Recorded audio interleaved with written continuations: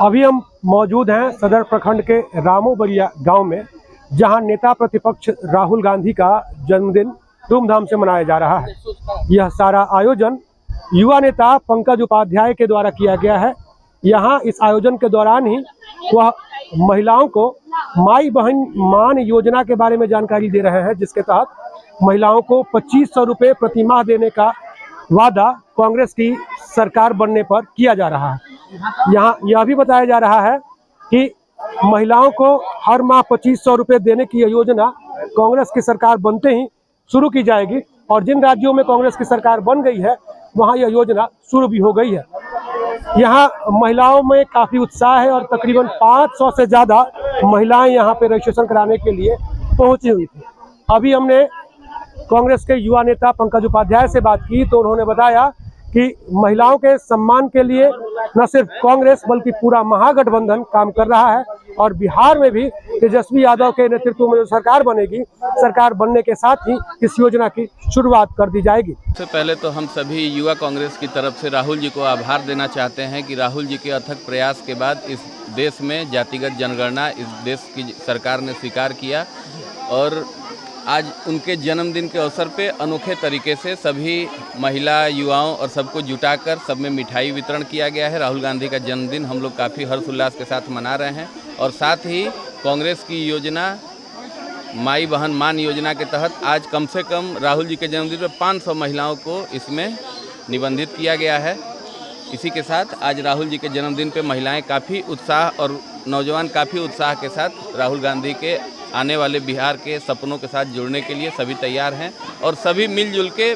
आज ये एक प्रण करके जा रहे हैं कि हम लोग आने वाले दिनों में बिहार में महागठबंधन की सरकार बनाएंगे। जो माई बहन योजना आप लोग चला रहे हैं इसको लेकर के कितना आप लोग आश्वस्त हैं कि आप लोग? जी हम लोग पूर्ण आश्वस्त हैं। हम लोग जिस राज्य में भी सरकार बनी है वहाँ हर राज्य में माई बहन योजना का लाभ महिलाओं को सीधे मिल रहा है और निश्चित तौर पर बिहार में भी सीधे तौर पर इसका लाभ बिहार की महिलाओं को मिलेगा। तो कह रहा है कि ये चुनावी हथकंडा विपक्ष इसलिए कह रहा है क्योंकि विपक्ष भी दिल्ली में जिस प्रकार से विपक्ष ने इस योजना का प्रचार प्रसार किया, लेकिन सरकार बनने के बाद आज दिल्ली में भारतीय जनता पार्टी की सरकार इस योजना से लोगों को लाभान्वित नहीं कर रही है, तो जो जैसा करता है उसको वैसा ही लगता है। आज जिन राज्यों में भी कांग्रेस समर्थित या कांग्रेस की सरकार है, आप एक बार देख लीजिए, अगर किसी भी राज्य में हमारे किए वादे न पूरे हुए हों तो आप ये सवाल कीजिए। उन्होंने राहुल गांधी का आभार जताया और कहा कि जिस तरह से जातीय जनगणना के लिए उन्होंने आवाज़ उठाई और आज सरकार जातीय जनगणना कराने जा रही है, यह अपने आप में एक बड़ी उपलब्धि है। इससे देश की जनता के सामने यह बात स्पष्ट हो जाएगी कि किसकी कितनी हिस्सेदारी और भागीदारी यहाँ है। हालांकि उन्होंने यह भी कहा कि सरकार निष्पक्ष तरीके से जातीय जनगणना कराए, इसका भी ध्यान कांग्रेस के कार्यकर्ता रखेंगे और इसको लेकर लगातार निगरानी बनाए रखेंगे। तो जातीय जनगणना के लिए राहुल गांधी ने जिस तरह से प्रयास किया, इससे कितना फायदा होगा लोगों को? जी निश्चित तौर पे जातिगत जनगणना के बाद जब तक समाज के हर वर्ग की भागीदारी, कितने लोग हैं, क्या भागीदारी है समाज में, इस जातिगत जनगणना के बाद ही ये आंकड़ा सरकार के पास आ सकता है और उसके बाद ही सभी वर्गों के लिए नई योजनाओं का गठन सरकार कर सकती है। इसलिए जातिगत जनगणना एक बहुत ही अच्छी उपलब्धि है इस देश के लिए, बशर्ते कि सरकार में इतना भरोसा रहे कि सही आंकड़ों को इस देश के सामने लाया जाए। इसके लिए कांग्रेस के कार्यकर्ता और एक एक कांग्रेस का सिपाही इनकी जातिगत जनगणना के समय तत्पर रहेगा और निश्चित रूप से इस देश में एक्चुअल आंकड़े जो हैं वो इस देश की जनता के सामने आने चाहिए। कल बक्सर आए थे तो उन्होंने एनडीए को नेशनल दामाद आयोग बताया। निश्चित तौर पे जिस प्रकार से आज पूरे देश में ये लोग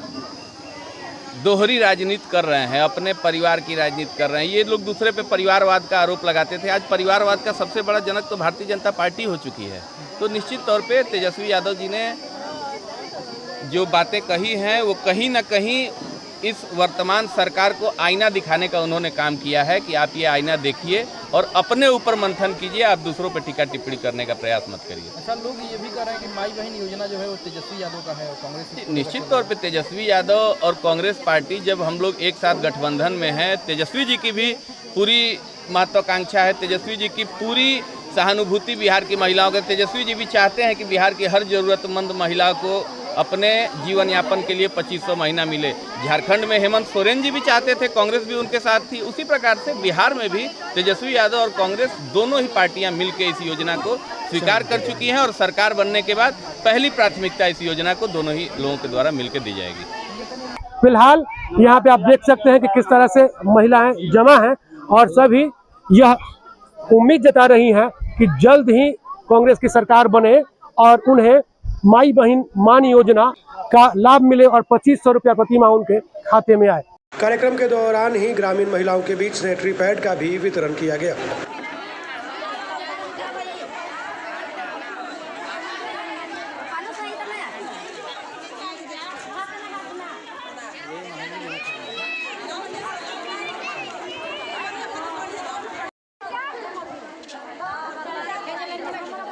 भाई